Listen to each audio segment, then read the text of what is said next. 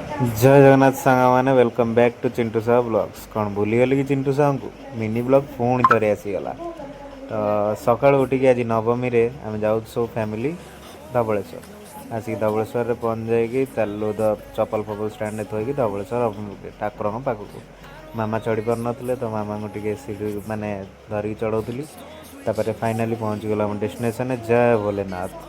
ये आसिक बस पड़लु गलु पूजा करने को दर्शन करदे भितर को जाकि दर्शन करदे पुणी चल आम झूला पोल कहीं आमर मेन मोटिव हूँ फोटो उठे झूला पोल।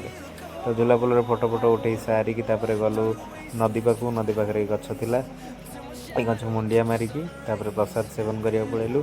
प्रसाद सेवन कर सारापर गलु टे एमती बुलाबुली मंदिर आखपाखे बुलाबुली कलु। बाहर आम कटक अभिमुखे।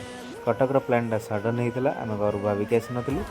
यहाँ आमर खाननगर बहुत जाम भाई कटक जीव यदि के कार नहीं जीवनी ये टाइम बहुत जाम। आम दिन बेले पूरा घंटाटे पाखापाखि गोटे जाम रे पशिगलु।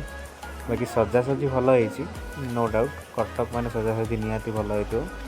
एमती धीरे धीरे धीरे धीरे धीरे धीरे गोटे गाड़ी पछरे एमती रही रही रही रही रही खाननगर में आमर घंटाटे पड़ेगा। ठाकुर को देखिलु एमती बहुत समय गलापर जाकि आम पहुँच जाइलु नुआपड़ा। कहीं खाननगर पर रास्ता पड़े नुआपड़ा जो पड़ा ही लाइन जमी जमी आम जा दर्शन करदेलु। तो नुआपड़ा पहुँचला गोटे जगार गाड़ी थोड़ी ओल्लिकी गली दर्शन करने को भल मंडप करते गली ठाकुर दर्शन करदेलु।